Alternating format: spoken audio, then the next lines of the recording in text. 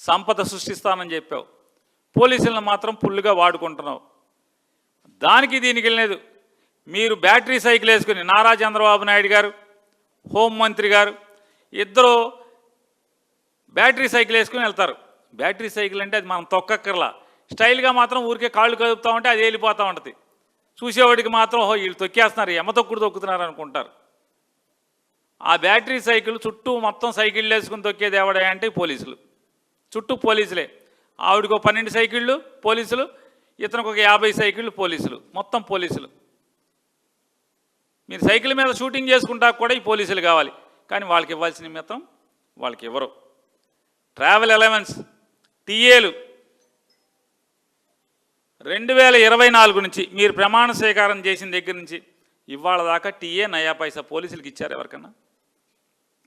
ఏ police కానిస్టేబుల్స్కైనా TA మీరు ఇచ్చారా ఇంతవరకు? లా అండ్ ఆర్డర్లో పనిచేస్తే నెలకు 1500 రూపాయలు అంటే దాదాపుగా 36,000 సంవత్సరానికి, 2 ఏళ్ళకి 72,000. లా అండ్ ఆర్డర్లో పనిచేసేటువంటి పోలీసులకి టీఏ కింద ట్రావెల్ అలవెన్స్ కింద 72,000 ఇవ్వాలి. మీరు బాకీ పడ్డారు చంద్రబాబు నాయుడు గారు.